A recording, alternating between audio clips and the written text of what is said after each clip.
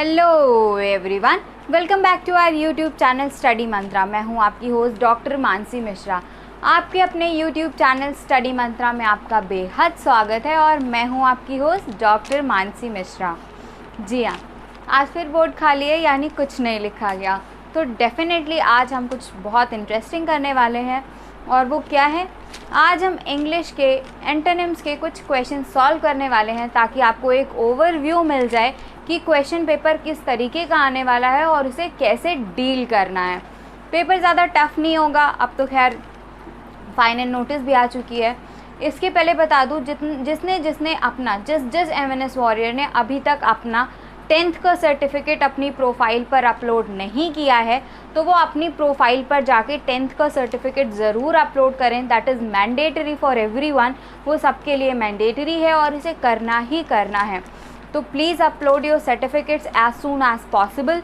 जितना ज़्यादा जल्दी हो सके आप उसे अपलोड कर दीजिए, क्योंकि अब आपको 1-2 दिन में आपके एडमिट कार्ड्स मिलने वाले हैं और आपकी एग्ज़ाम डेट 11 सितंबर है। तो हमारे एमएनएस वॉरियर्स हाई जोश के साथ पेपर देने के लिए तैयार हैं, क्योंकि उन्होंने अभी तक बहुत कुछ सीख लिया है और अब वो जीतने के लिए तैयार हैं। 11 सितंबर भी आने वाली है। ज़्यादा दिन नहीं, मुश्किल से 10-11 दिन बचे हैं। और अब बच्चों, अब आपकी स्ट्रैटेजी क्या होनी चाहिए इन 10-11 दिनों के लिए? रिवीजन। तो जितना आप रिवाइज़ करोगे उतना आप रिटेन करोगे। जितना आप अपने माइंड में रिटेन करके वहाँ ले जाओगे ना, बस वही बेनिफिशियल होने वाला है। तो नई चीज़ों को पढ़ना, रटना, इन सब से अच्छा है कि अब आप रिवीजन की तरफ फोकस करें और जितना ज़्यादा रिवाइज़ कर पाएँ उतना आपके लिए बेनिफिशियल होगा। तो इधर उधर भागने से अच्छा है रिवीजन पे फोकस करें। एनसीईआरटीज़ को जितना अच्छे से रिवाइज़ कर पाएँ उतना अच्छे से रिवाइज़ करें। साथ ही साथ बाकी जो आपकी स्टैटिक जीके का पोर्शन है, अगर आपको याद करने में कोई प्रॉब्लम हो रही है तो 2 बार 3 बार पढ़ें उसे, ताकि कुछ आपके माइंड में रह जाए। और जब आप वहाँ पे अगर कुछ क्वेश्चन सेम आता है और आप वहाँ पे ऑप्शंस देखोगे ना, तो अगर आपने उसको 3-4 बार पढ़ा होगा तो भी आपके दिमाग में क्लिक कर जाता है कि नहीं, ये तो हमने पढ़ा हुआ था, इसका आंसर ये नहीं, ये होना चाहिए। तो कोशिश करिए अब आप जितना अपनी प्रिपरेशन को रिविज़न देंगे, जितना फाइनल टच दे पाएंगे, वो आपके लिए, आपके आने वाले एग्ज़ाम के लिए उतना ही बेनिफिशियल होने वाला है। तो अब नई चीज़ों में फंसने से अच्छा है पुरानी चीज़ें जितनी आपने पढ़ चुकी हैं उनको रिवीजन का मौका दीजिए, रिवाइज़ करिए। जितना अच्छा रिवीजन करोगे उतना अच्छा आपका पेपर होने वाला है। चलिए स्टार्ट करते हैं आज का सेशन। आज हम इंग्लिश के क्वेश्चंस को सॉल्व करेंगे, हर एक ऑप्शन जानेंगे, हर एक चीज़ के बारे में जानेंगे। सेशन स्टार्ट करने से पहले फिर कह दूं, अगर आप हमारे चैनल पे पहली बार आए हैं तो प्लीज़ चैनल को सब्सक्राइब करना ना भूलें। साथ ही साथ नोटिफिकेशन बेल ज़रूर दबाएं। ये वीडियो अगर आपको पसंद आता है, आपके रिवीजन के लिए इम्पॉर्टेंट लगता है, तो वीडियो को लाइक शेयर ज़रूर करें और अपने सजेशन, साथ ही साथ ये वीडियो कैसा लगा, please do share that in comment section. Comment section is always waiting for everyone. Comment section हमारा हमेशा सबके लिए वेट करता है। इसको स्टार्ट करने से पहले, सेशन शुरू करने से पहले एक बात और बता दूं, we have started our new batch for MNS 21. So those candidates who are going to face MNS examination in 21, they are most welcome there. You can join us there. ऐसे कैंडिडेट जो 2021 में पेपर देंगे, you can join us. Our WhatsApp number is given in description box as well as in first comment. So you can take our number from there. Which one is easier for you? Please join us. We are waiting for you. We are doing our hard work. I hope you will appreciate our hard work and it will be beneficial to everyone. Okay kids, now shall we start करें? 4 लाइनें रह गई। Okay, तो 4 लाइनें आज तो कुछ खास याद नहीं आ रही हैं, लेकिन फिर भी ट्राई मारते हैं। आज फिर वहीं बारिश हुई, आज फिर वहीं बारिश हुई जहाँ मेरा घर था। आज फिर वहीं बारिश हुई जहाँ मेरा घर था। अगर आंधियों ने ठानी है हम पर बिजलियाँ गिराने की, अगर आंधियों ने ठानी है हम पर बिजलियाँ गिराने की, तो हमने भी ठानी है वहीं आशियाँ बनाने की। यानी रास्ते में मुश्किलें चाहे जितनी आ जाएं, रास्ते में मुश्किलें चाहे जितनी आ जाएं, वी विल फेस देम। हम उन्हें फेस करेंगे, बिल्कुल भी हार नहीं मानेंगे। हम यहाँ रोज़ कुछ ना कुछ सीखने आते हैं ताकि हम आगे चल के जीत पाएँ। या तो जीतेंगे या तो सीखेंगे, लेकिन हार कभी नहीं मानेंगे। 11 सितंबर सभी एमएनएस वॉरियर्स के लिए बहुत इम्पॉर्टेंट डे है, बहुत इम्पॉर्टेंट डे होने भी वाला है। लेकिन एक रिज़ल्ट आपके फ्यूचर को कभी भी डिसाइड नहीं करता है। तो सिर्फ यही ऐसा दिन नहीं है जो आपके फ्यूचर को, आप आगे भविष्य में क्या करोगे, डिसाइड करेगा। नो, अभी आपकी मंजिल यहीं पर रुकेगी नहीं। जीतोगे तो डेफिनेटली इंटरव्यू में जाओगे, और अगर कुछ वजह से हार गए तो ये मत सोचना कि हार गए, ज़िंदगी यहीं ख़त्म। हारने की वजह को ढूंढना और उसको सुधारने की कोशिश करना, ताकि अगली बार ज़रूर जीत सको, और उस बार जीतने से आपको कोई ना रोक पाए। चलो आप सेशन स्टार्ट करते हैं। बच्चों, these questions are from the topic antonyms. ये आपके एंटोनिम्स के टॉपिक हैं। आपको इसी तरह के क्वेश्चंस एग्ज़ाम में भी मिलने वाले हैं। एंटोनिम्स में क्या होता है, 5 एंटोनिम्स आपसे पूछे जाते हैं आपके एग्ज़ाम में, और सेंटेंस फॉर्म में होते हैं। उन सेंटेंस में से एक वर्ड को अंडरलाइन कर दिया जाता है और आपको उस वर्ड का करेक्ट एंटोनिम दिए गए ऑप्शंस में से चूज़ करना होता है। तो in the same way we are having the sentences, one word is underlined and you have to choose the correct antonym from the given options। ठीक है, हमारे पास भी सेम पैटर्न है। वी आर डूइंग कि हम ये कर रहे हैं ताकि आप एक यूज टू हो जाओ पेपर पैटर्न से, और आपको पेपर करने का तरीका, साथ ही साथ ऐसे क्वेश्चंस में क्या स्ट्रैटेजी फॉलो करनी है आपको वो भी पता चल जाए। Okay, so listen to the questions very carefully. First one is, his conversations are always absurd. His conversations are always absurd। और इसमें जो वर्ड underlined है that is absurd। ओके, चलो अब बोर्ड की तरफ बढ़ते हैं। पहला देखते हैं बच्चों, absurd। ठीक है, ये वर्ड हमारा अंडरलाइन था और ऑप्शंस कुछ इस तरह दिए गए हैं। First one is farcical, farcical. दूसरा है, second option is foolish. C1 is preposterous and D1 is rational। These are the 4 options with what are they? First one is farcical, second one is foolish, third one is preposterous and D1 is rational। आपको इनमें से correct antonym choose करना है for the word absurd. और sentence देखो क्या था, his conversations are always absurd, यानी उसकी कन्वर्सेशन। अब बच्चों जब ऐसे क्वेश्चन आएंगे तो what you have to do, you have to try that you can find out the meaning of that particular sentence. आपको ट्राई करना है कि आप इसकी मीनिंग को फाइंड आउट कर सको। ओके, तो his conversations are always absurd, उसकी कन्वर्सेशंस क्या होती हैं, हमेशा एब्सर्ड होती हैं, इलॉजिकल रहती हैं। ठीक है, एब्सर्ड मीन्स इलॉजिकल, उसकी कन्वर्सेशंस हमेशा इलॉजिकल रहती हैं। ओके, फार्शिकल जो यहाँ पे दिया था, दैट फर्स्ट जो आपका ऑप्शन था दैट वाज फार्शिकल, और उसका मीनिंग होता है फ़नी। तो क्या एब्सर्ड यानी इलॉजिकल का करेक्ट एंटोनिम फ़नी हो सकता है, फार्शिकल हो सकता है? नो। क्यों? क्योंकि जो चीज़ अधिकतर इलॉजिकल होती है वो थोड़ी सी ह्यूमरस हो जाती है, तो ये फ़नी नहीं हो सकता। सेकेंड वन था आपका फुलिश, तो फुलिश और इलॉजिकल लगभग एक दूसरे के सिनोनिम्स हो गए। फिर प्रिपोस्टरस, ये जो आपका थर्ड वाला था, इसका बच्चों मीनिंग होता है रेडिक्यूलस। तो illogical, ridiculous, every Saint means, ये तो 3 हमारे क्या हो गए, सिनोनिम्स हो गए, किसके, एब्सर्ड के।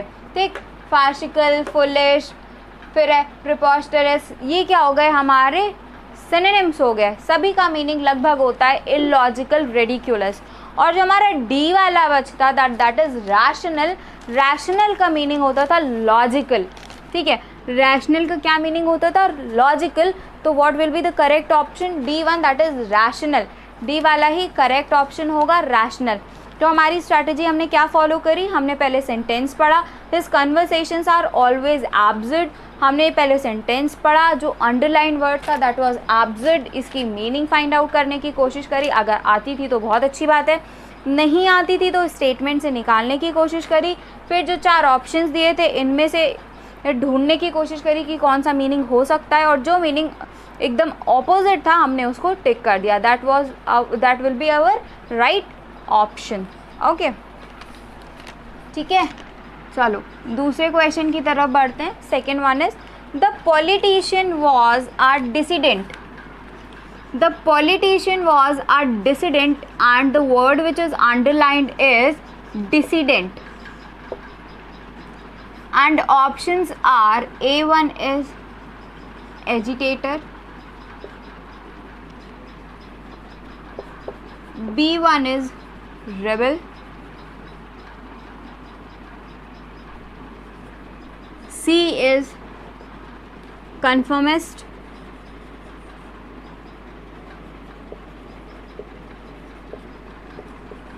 and D is revolutionary।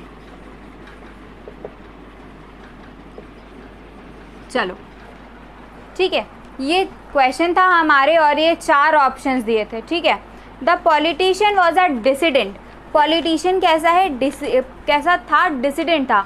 और what do you mean by dissident, dissident का क्या, ऐसा व्यक्ति जो अपनी बातों से दूसरे में मतभेद पैदा कर दे। ठीक है, डिसिडेंट यानी मतभेद पैदा करने वाला। तो अब ऑप्शंस देख लें। एजिटेटर, एजिटेटर यानी अपनी बातों से दूसरे को उकसाने वाला, अपनी बातों से दूसरे को उकसाने वाला ताकि प्रोटेस्ट किया जा सके, प्रोटेस्ट को भड़काने वाला।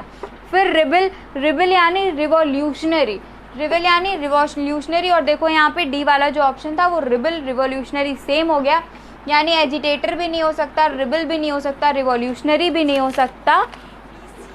ठीक है, एजिटेटर भी नहीं हो सकता, रिबल भी नहीं हो सकता, रिवॉल्यूशनरी भी नहीं हो सकता। जो सही है वो क्या है हमारा, कन्फर्मिस्ट। जो सही है वो क्या है हमारा, कन्फर्मिस्ट। ठीक, कन्फर्मिस्ट यानी बात मान ले, जो एक धर्रे पे चलता जाए, किसी को उकसाए नहीं। ओके, चलो तीसरा वाला देखते हैं। आपको ये सेशन हमारा कैसा लगता है, इम्पॉर्टेंट लगता है और ये कितना बेनिफिशियल है आपके रिवीजन के लिए, प्लीज़ हमें कमेंट सेक्शन में ज़रूर बताएं। Our comment section is always waiting there for you. चलो तीसरा देखते हैं। Rakesh is an eccentric prodigal, यानी Rakesh is an eccentric prodigal. और बच्चों the word which is underlined is prodigal. ठीक है, जो अंडरलाइन वर्ड है that is prodigal. And options are extravagant,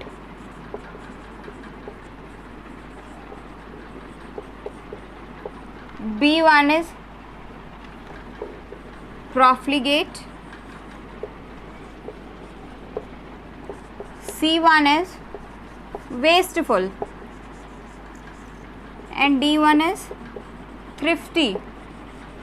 ठीक है, अब देखो बच्चों, ये एक्सरसाइज करने से हमें 2 बेनिफिट्स हैं। क्या क्या, एक तो हम ये समझ पा रहे हैं कि एंटोनिम्स हमसे किस तरीके से पूछे जाएंगे, उनको डील करने की सही स्ट्रैटेजी क्या होगी, और साथ ही साथ जितने वर्ड्स हैं ना यहाँ पे आप इनके मीनिंग से यूज टू हो जाओगे। देखो यहाँ पे आपके एंटोनिम्स तो तैयार ही हो रहे हैं, साथ ही साथ सिनोनिम्स भी तैयार हो रहे हैं। जैसे अभी रिबल का सिनोनिम रिवॉल्यूशनरी था, एजिटेटर भी आप एक सिनोनिम की तरह ही यूज़ कर सकते हो। ठीक है, अब यहाँ पे देख लो, इसके बाद एब्सर्ड का ये सारे सिनोनिम्स ही थे, रैशनल आपका एंटोनिम हो गया था। तो ये एंटोनिम भी प्रिपेयर हो रहे हैं, साथ ही साथ आपके सिनोनिम्स की भी प्रिपरेशन हो रही है। तो ये सेशन आई होप मेरे अकॉर्डिंग, मुझे तो लगता है कि आपके लिए इम्पॉर्टेंट है। अगर आप भी को भी लगता है कि ये सेशन आपके लिए इम्पॉर्टेंट है तो प्लीज़ हमें कमेंट सेक्शन में ज़रूर बताएं। और अगर अब आप लास्ट के दिनों में इन्हीं तरह के सेक्शंस के साथ हमारे साथ रिविज़न करना चाहते हैं तो वो भी हमें कमेंट सेक्शन में ज़रूर बताएं,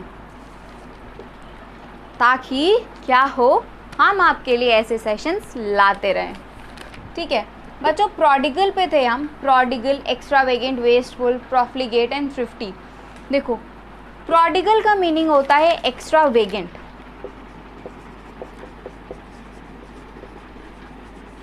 बच्चों प्रोडिगल का क्या मीनिंग था? एक्स्ट्रावेगेंट, यानी जो ज़रूरत से ज़्यादा खर्च करे, ठीक है। मितव्ययी जिसे हम हिंदी में कहते थे कि ज़रूरत से ज़्यादा जो खर्च कर दे दैट इज़ एक्स्ट्रावेगेंट। अब देखो प्रोडिगल का सिनोनिम मिल गया ना एक्स्ट्रावेगेंट, तो इससे आपको सिनोनिम भी साइड बाय साइड तैयार हो जाएंगे। एक्स्ट्रावेगेंट, एक्स्ट्रावेगेंट नहीं हो सकता ये एंटोनिम। प्रोफ्लिगेट, प्रोफ्लिगेट का भी मीनिंग होता है एक्स्ट्रावेगेंट, ज़रूरत से ज़्यादा चीज़ों को इलॉजिकली खर्च करने वाला, रिसोर्सेज को इलॉजिकली खर्च करने वाला। फिर वेस्टफुल, यानी आपका मिसयूज़ करना, रिसोर्सेज का मिसयूज़ करना।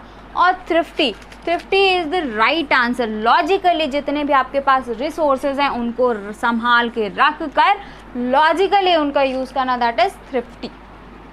चलो बढ़ते हैं हमारे चौथे स्टेटमेंट की तरफ और ये देखते हैं कि हमसे क्या कहने वाला है। Okay, friendship is always reciprocal, friendship is always reciprocal. Okay, और जो आपसे word that is underlined is reciprocal. देखो कितना आसान है, आप खुद ही समझ सकते हो। Reciprocal is the word which is underlined and your options are A mutual, B1 is one-sided, C is shared and D is corresponding।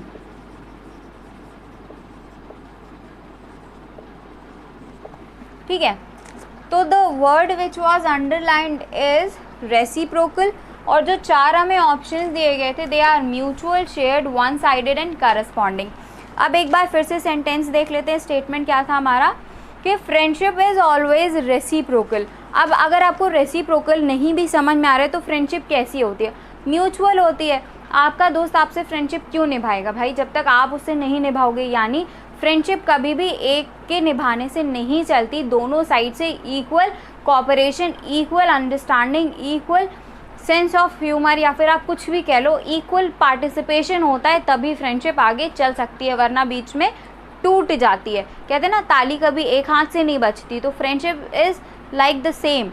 तो फ्रेंडशिप भी बिल्कुल वैसे ही है, सिर्फ एक के निभाने से नहीं आगे बढ़ती। तो म्यूचुअल यानी दोनों इसमें काम कर रहे हैं, ये भी एंटोनिम नहीं है। फिर शेयर्ड, शेयर में भी दो लोग शेयर करते हैं। करस्पॉन्डिंग नहीं, ये भी एंटोनिम नहीं है।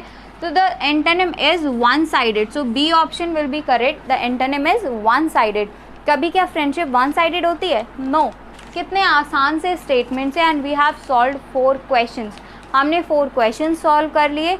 Please take a screenshot, no need to go anywhere, we will be right back with more statements. And I think कि आपको इसके साथ साथ एंटोनिम्स और सिनोनिम्स दोनों प्रिपेयर हो रहे हैं। सेम वे में सेम ही पेपर पैटर्न के साथ आपको सिनोनिम भी मिलने वाले हैं। एक स्टेटमेंट दिया होगा, वर्ड अंडरलाइन किया होगा और आपको उसका सिनोनिम फाइंड आउट करना होगा। तो no need to go anywhere, we will be right back, take a screenshot. Okay बच्चों, तो अभी तक हमने 4 क्वेश्चन सॉल्व कर लिए हैं। We will solve few more question. हम आगे भी कुछ और क्वेश्चन सॉल्व करेंगे। अगर आपको ये सेशन इंटरेस्टिंग लगता है तो प्लीज़ हमें कमेंट सेक्शन में ज़रूर बताएं। इसके साथ साथ ये भी बताएं कि आज के आपने इस सेक्शन में कितने मार्क्स स्कोर किए। ओके चलो आगे बढ़ते हैं 5th क्वेश्चन की तरफ। 5वां क्वेश्चन आपकी स्क्रीन्स पर ये रहा, कहीं जाने की ज़रूरत नहीं है। The debate was highly stimulating. The debate was highly stimulating and the word which is underlined is stimulating. जो word underline किया गया है that is stimulating और जो options हैं they are arousing. A है arousing, B1 is invigorating.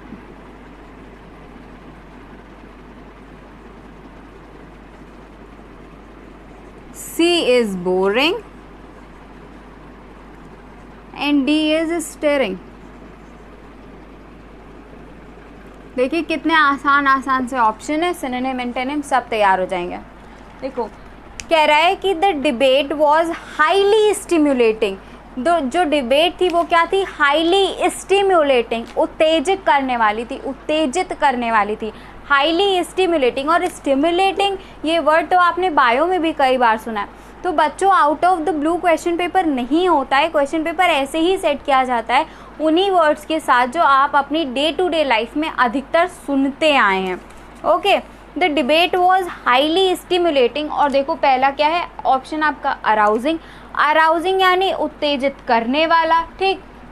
फिर आपका इनविगोरेटिंग, इसका सेंस भी आता है उत्तेजित करने वाला, आपको एक्साइट करने वाला, ठीक। इसके बाद डी वाला देखो स्टिरिंग, दैट ऑल्सो सेंसेस की कोई ऐसी चीज़ है जो आपको एक्साइट कर रही है, आपको जागृत कर रही है। तो ये सारे हमारे एक सिनोनिम की तरह ट्रीट हो सकते हैं। और जो एक ऑड वन आउट बचता है दैट इज़ बोरिंग। तो यहाँ पे आपका स्टिमुलेटिंग का एंटोनिम ऑपोजिट क्या हो जाएगा? बोरिंग। ओके, तो अभी तक 5 में से कितने सही हुए आपके? हमें कमेंट सेक्शन में बताना ना भूलें। चलो 6 पे आते हैं। 6 वाला स्टेटमेंट देखते हैं हमसे क्या कहता है। Malaria is a widespread disease. Malaria is a widespread disease, or the word which is underlined is widespread. ठीक है, जो वर्ड अंडरलाइन किया गया है दैट इज widespread. widespread का मीनिंग क्या होता है बच्चों? फैली हुई, ऐसी चीज़ जो काफ़ी जगह फैली हो। और the options are endemic, B1 is pervasive,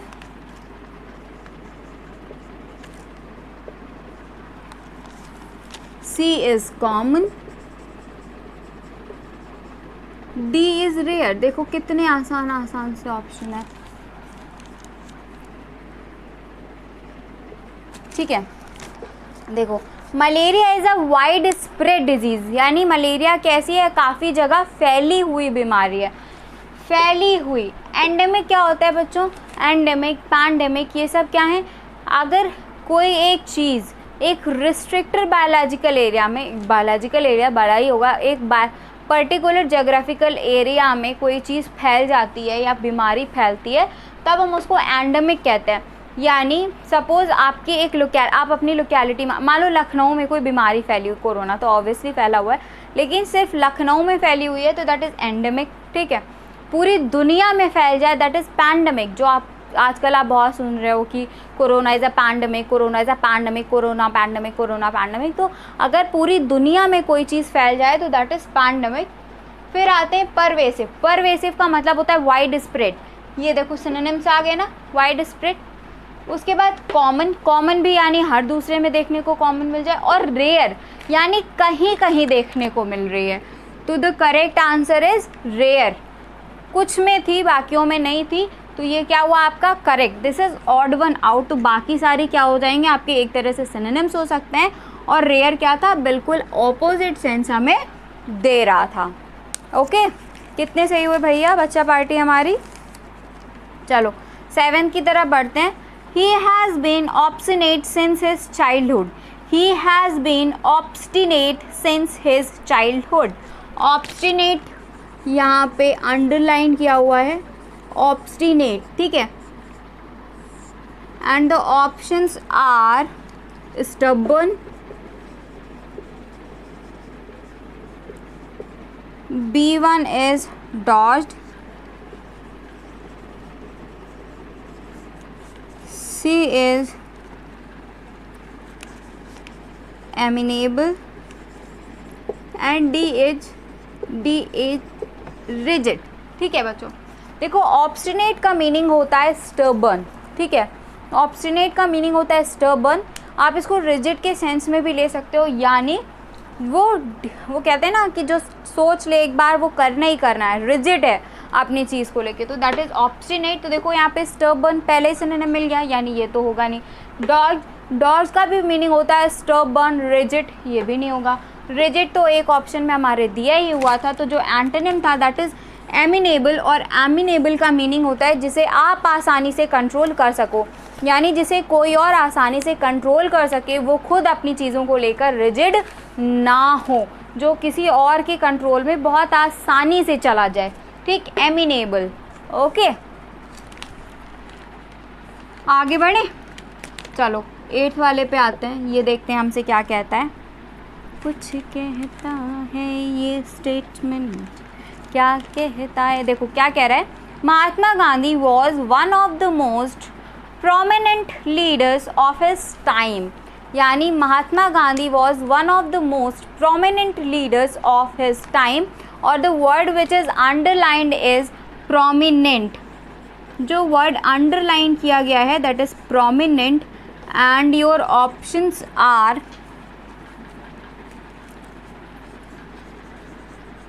renowned, B1 is distinguishable,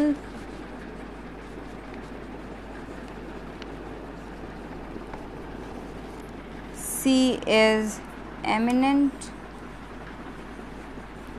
D is unknown। तो ये आपके 4 ऑप्शंस थे। प्रोमिनेंट, ये भी रिनाउंड भी आपका सिनोनिम हो गया। डिस्टिंग्विशेबल यानी जो औरों की भीड़ से, एक भीड़ से जिसको अलग किया जा सके, तो that is not the correct answer. ये भी हमारा करेक्ट आंसर नहीं है, क्योंकि जो बच्चों एक अलग से अपनी पहचान रखेगा वही अलग किया जा सकेगा, तो this is also not the correct answer. Eminent का मतलब होता है फेमस, और अननोन यानी जिसे कोई न जाने, तो correct answer is unknown. Okay, so we have solved 8 questions, हमने 8 क्वेश्चंस सॉल्व कर लिए हैं।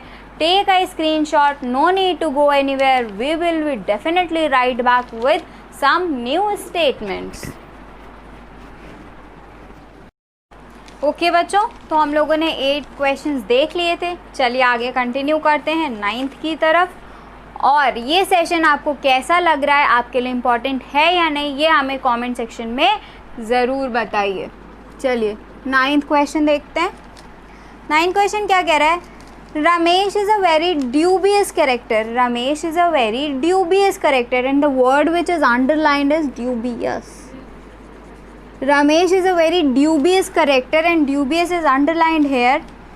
Options are shady, B1 is suspicious, C is trustworthy,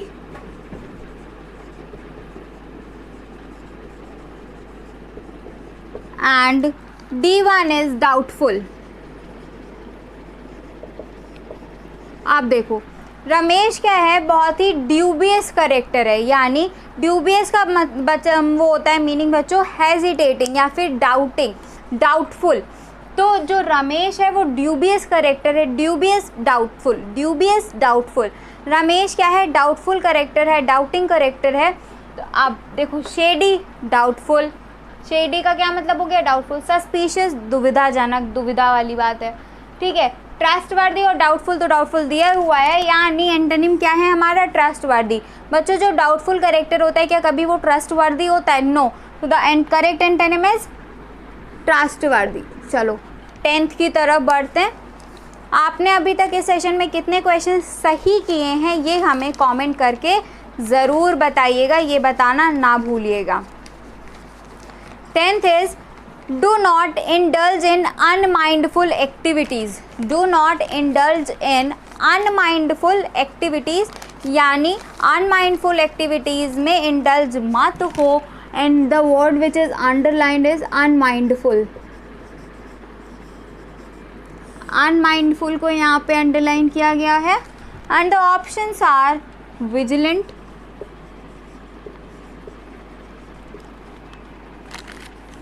B1 is careless,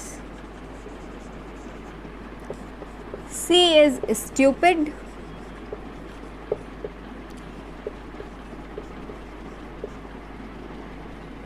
D is fatuous। चलो अनमाइंडफुल बच्चों, केयरलेस सब समझते हो, केयरलेस क्या होता है, स्टूपिड भी आप समझते हो, फेट्यूअस इज स्टिल केयरलेस, ठीक है, सिली। और बचता है एक हमारा विजिलेंट। विजिलेंट का मतलब होता है बहुत केयरफुली देखना आने वाले खतरे को, यानी इतना केयरफुल रहना कि जो आने वाला डेंजर है वो उसके बारे में आपको पता चल जाए। तो जो करेक्ट एंटोनिम क्या होगा, दैट इज़ विजिलेंट। ठीक है, चलो 11th की तरफ बढ़ते हैं। ये देखते हैं 11th स्टेटमेंट हमसे क्या कह रहा है। He was born on a very suspicious day। ओहो, he was born on a very suspicious day। यहाँ suspicious का हम कर चुके थे ना, चलो इसको छोड़ देते हैं, आगे बढ़ते हैं। He has deeper hostility towards Mohan and the word which is underlined is hostility। बच्चों हॉस्टिलिटी का मतलब होता है दुश्मनी। ठीक है, दुश्मनी निभाना, और इसका ऑपोजिट क्या हो जाएगा, जो फ्रेंडशिप से रिलेटेड हो। ठीक है, चलो देख लेते हैं हमारे पास ऑप्शंस क्या क्या दिए हैं। First one is animosity. Animosity को आप एनिमिटी से रिलेट कर सकते हो और इसका मतलब होता है स्ट्रॉन्ग हॉस्टिलिटी। ठीक है, B1 है आपका बेलिगरेंस। बेलिगरेंस का मतलब होता है बच्चों एग्रेसिव। C का है मैलिस। मैलिस का मतलब होता है डिज़ायर टू हार्म। और D है आपका फ्रेंडशिप। ये आपके पास 4 ऑप्शंस दिए थे। अंडरलाइन वर्ड क्या था, हॉस्टिलिटी यानी दुश्मनी, एनिमोसिटी यानी हाईली हॉस्टिलिटी, हॉस्टिलिटी बहुत ज़्यादा है, दुश्मनी निभाने की टेंडेंसी बहुत ज़्यादा है, बेलिगरेंस यानी एग्रेसिव, इसके बाद मैलिस यानी आ गया टेंडेंसी टू हार्म अदर, और फ्रेंडशिप। तो करेक्ट ऑप्शन क्या हो जाएगा हमारा, friendship. Friendship is the right antonym. ठीक, चलो 12वीं की तरफ बढ़ते हैं। 12th, आगे बढ़ने से पहले बच्चों बता दूं, हमारे व्हाट्सएप ग्रुप पे हमने 21st बैच के लिए एक नया बैच स्टार्ट किया है। ऐसे बच्चे जो हमारे MNS का एग्ज़ाम फेस करेंगे 2021 में, उनके लिए हमने नया बैच स्टार्ट किया है। तो अगर आप हमारे व्हाट्सएप ग्रुप से जुड़ना चाहें तो नंबर आपको कहाँ मिलेगा, डिस्क्रिप्शन बॉक्स में, साथ ही साथ पहले कमेंट में पिन किया हुआ। तो वहाँ से हमारा नंबर लेना ना भूलें। हमें अपनी सक्सेस जर्नी का एक पार्ट बनने का मौका दें। We are highly waiting for you. हम आपका इंतज़ार कर रहे हैं। You are most welcome there. आपका वहाँ पे बहुत इंतज़ार हो रहा है। We all are waiting for you and we are doing our hard work. हम अपना हार्ड वर्क कर रहे हैं। हम कोशिश कर रहे हैं कि जितने भी आपके पास दिन रिमेनिंग है प्रिपरेशन के लिए एग्ज़ाम्स में, उसमें आपको इतना कुछ स्टफ़ प्रोवाइड कर दें ताकि आप उसको देखो ना तो भी आपकी इनफ प्रिपरेशन हो सके। तो अगर आप उसको हमारे साथ जुड़े रहते हो तो भी आपकी इतनी प्रिपरेशन हो सके कि आप एग्ज़ाम अच्छे से क्वालिफाई कर सको। तो इसका आंसर पता चल गया, कितने सही हो ये भी हमें कमेंट सेक्शन में ज़रूर बताइए। चलो आगे देखते हैं 12th वाला। 12th वाला क्या कह रहा है, his life is rather monotonous. ठीक है, his life is rather monotonous. Monotonous का मतलब होता है बच्चों डल। ठीक है, मोनोटोनस, यहाँ पे अंडरलाइन क्या था, मोनोटोनस। चलो ऑप्शंस देख लेते हैं। पहला है एक्साइटिंग, बी वाला है ड्रीयरी, DRERY, सी वाला है आपका टेडियस, एंड डी है अनइवेंटफुल। ठीक, तो देखो बच्चों, एक्साइटिंग, ये टेडियस, अनइवेंटफुल, ड्रेरी, ये सारे क्या शो कर रहे हैं, डल को, डल, स्लो। तो एक ही बचता है हमारा एक्साइटिंग। जो एक्साइटिंग होगा वो कभी डल स्लो नहीं हो सकता। तो हमारा करेक्ट ऑप्शन क्या था, एक्साइटिंग। मोनोटोनस का मतलब होता है बच्चों डल या फिर स्लो। ठीक, और जो एक्साइटिंग होगा वो कभी भी डल या फिर स्लो नहीं होगा। Please take a screenshot, we will be right back. और कहीं भी जाने की कोई ज़रूरत नहीं है, अभी भी बहुत सारे स्टेटमेंट्स हमारे पास बाकी हैं। चलो फटाफट से स्क्रीनशॉट। ओके बच्चों, तो हमने 12 क्वेश्चंस कर लिए थे। Now we are going to move towards 13th। अब हम 13th क्वेश्चन की तरफ मूव करने जा रहे हैं। मोनोटोनस था जो हमने लास्ट देखा था। चलो बहुत ध्यान से सुनिएगा statement. Macbeth is a morally repulsive character, और जो वर्ड अंडरलाइन है यहाँ पे है रिपल्सिव। ठीक है, रिपल्सिव है। और ऑप्शंस देख लो बच्चों, ऑप्शंस क्या हैं? एबॉमिनेबल, एबॉमिनेबल, B1 is attractive, C1 is obnoxious,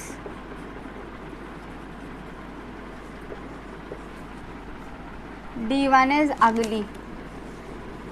ठीक है, चलो बच्चों, रिपल्सिव होता है डिसटेस्टफुल होता है। रिपल्सिव का एक आप मीनिंग होता है डिसटेस्टफुल, ठीक है, यानी जो आपको पसंद ना आए, डिसटेस्टफुल। तो जो एबॉनिमेबल है, अट्रैक्टिव है, एबनॉक्शियस है, अगली। अगली आपके लिए डिसटेस्टफुल ही रहेगा। एबनॉक्शियस इज ऑल्सो डिसटेस्टफुल, ठीक है। और एक क्या बचता है हमारा? अट्रैक्टिव। तो आप रिपल्सिव का क्या, वैसे भी आप क्या पढ़ते हो? रिपल्शन, अट्रैक्शन, ये दोनों अपोजिट है ना। तो रिपल्सिव, अट्रैक्टिव। 14th की तरफ बढ़ते हैं। 14th क्या कह रहे हैं हमारा? The serene beauty of Kashmir had a soothing effect on his mind. तो सीरेन ब्यूटी, कैमरामैन मार्क कर दीजिएगा। दूसरा वाला मार्कर, दूसरा वाला मार्कर पास करिए। चलिए, दूसरा वाला मार्कर आ चुका है कैमरामैन की बदौलत। सेरेन ब्यूटी, ठीक है। The word which is underlined है सेरेन ब्यूटी। चलो, सेरेन अंडरलाइन किया गया है यहाँ पे। सेरेन का मतलब होता है बच्चों काम, यानी सूदिंग, माइंड सूदिंग, पीसफुल। और आपके वर्ड्स हैं प्लेसिड। प्लेसिड का मीनिंग भी होता है काम, यानी ये तो सिनोनिम हो गया।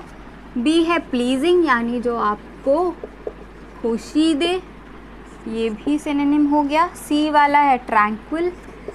ट्रैंक्विल का भी मीनिंग होता है काम।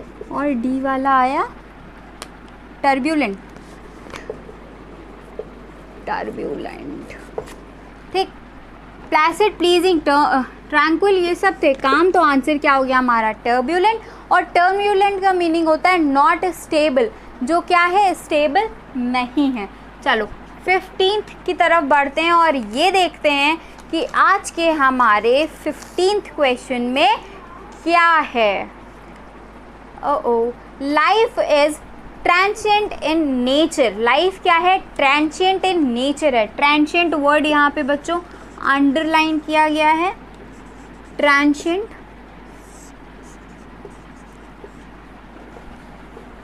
और जो आपके ऑप्शंस हैं, ए वाला है ब्रीफ, बी वाला है मोनेटरी, सी वाला है इटर्नल और डी वाला है शॉर्ट लिव्ड। ठीक है। ट्रांसिएंट का मतलब होता है बच्चों शॉर्ट लिव्ड, यानी थोड़े समय के लिए, ऐसी चीज़ जो थोड़े समय के लिए हो। देखो शॉर्ट लिव्ड भी दिया हुआ है, फिर आपका ब्रीफ भी दिया हुआ है, मोनेटरी भी दिया है। तो इटर्नल का मतलब होता है जो कभी ख़त्म ना हो। तो आपका सही ऑप्शन क्या है? इटर्नल। तो ये थे आज के हमारे 15 क्वेश्चंस जो कि एंटोनिम्स पे बेस्ड थे। 15 कर लिए ना? अच्छा, एक वहाँ पे रह गया था, चलो एक वहाँ पे एक्स्ट्रा था जो रिपीट हो गया था, तो उसकी जगह पे एक और देख लेते हैं ताकि एग्जैक्ट 15 हमारे स्टेटमेंट्स बच्चों को मिल जाएं। लिखा हुआ है क्या इनमें? ओ हो। Sohan is a when person. Sohan is a when, VAIN, when person. यहाँ पे वेन अंडरलाइन है। वेन का मतलब होता है बच्चों एरोगेंट। और हम ऑप्शंस देख लेते हैं। पहला है मॉडेस्ट, बी है एरोगेंट, लो मीनिंग ही से यहाँ पे दे दी गई है। और सी वाला है कंसाइटेड, डी है प्राउड। ठीक है। मॉडेस्ट का मतलब होता है बच्चों रिलेटिवली मॉडरेट। एरोगेंट तो इसका वेन का मीनिंग है एरोगेंट, प्राउडी। कंसीड का मतलब होता है बच्चों हाइड, बहुत हाईली प्राउड। और प्राउड भी दिया हुआ है। ये सारे सिनोनिम्स थे। तो जो आंसर होगा क्या होगा हमारा? मॉडेस्ट। ठीक है। तो ये थे आज के हमारे 15 यानी फैंटास्टिक 15। लेकिन आज के फैंटास्टिक 15 में क्या डिफरेंस था? आज ये बायो से रिलेटेड नहीं, आज ये थे इंग्लिश से रिलेटेड। ताकि क्यों? हर एक पार्ट ज़रूरी है और हमें एग्ज़ाम को फोड़ के आना है। तो डेफिनेटली एग्ज़ाम फोड़ना है, बिंगो करना है, तो उसके लिए हर एक क्वेश्चन ज़रूरी है, हर एक पार्ट ज़रूरी है, हर एक सेक्शन ज़रूरी है। स्क्रीनशॉट तो लेंगे ही आप, लेकिन आप हमें टाटा बाय बाय बोलें इससे पहले बता दूं, अगर आप हमारे व्हाट्सएप ग्रुप के साथ जुड़ना चाहते हैं तो आपको हमारा नंबर कहाँ मिल जाएगा? डिस्क्रिप्शन बॉक्स में, साथ ही साथ पहले कमेंट में। तो आप वहाँ से हमारा नंबर लेके हमारे व्हाट्सएप ग्रुप के साथ जुड़ सकते हैं। We are waiting for you, we are doing hard work. और अगर ये वीडियो आपको पसंद आए तो लाइक, कमेंट, शेयर करना ना भूलें। साथ ही साथ चैनल को सब्सक्राइब करें और नोटिफिकेशन बेल भी दबाते जाएं। कर दें टाटा बाय बाय, ज़रूर करेंगे टाटा बाय बाय। लेकिन बच्चों, एग्ज़ाम जैसे जैसे पास आ रहा है, आप डेफिनेटली पैनिक, कोई भी होता, हम भी अगर आपकी सिचुएशन में होते तो डेफिनेटली पैनिक करते, र्यूमर्स पे ध्यान देते कि पोस्टपोन होगा या नहीं, एडमिट कार्ड मिले हैं या नहीं। ऐसा मत करिए, डिटरमाइंड रहिए, अपने गोल को लेकर फोकस्ड रहिए और जितना ज़्यादा हो सके रिवीजन पे फोकस करिए, ताकि कोई भी चीज़ आपको आपके पाथ से डिस्ट्रैक्ट ना कर पाए। और आजकल तो अगर काम शुरू करना है तो सबसे पहले एक सॉन्ग बहुत अच्छा था, कर हर मैदान फतेह वाला, 2 मिनट कानों में लगाइए, सुनिए और उसके बाद अपने जर्नी को, अपनी प्रिपरेशन की जर्नी को स्टार्ट करिए। Okay, thank you for watching us, thank you for being with us. फटाफट से आप स्क्रीनशॉट ले लो और हम डेफिनेटली दूसरे वीडियोस के साथ, दूसरे सेक्शन के साथ आपसे यूं ही मिलते रहेंगे। Thank you.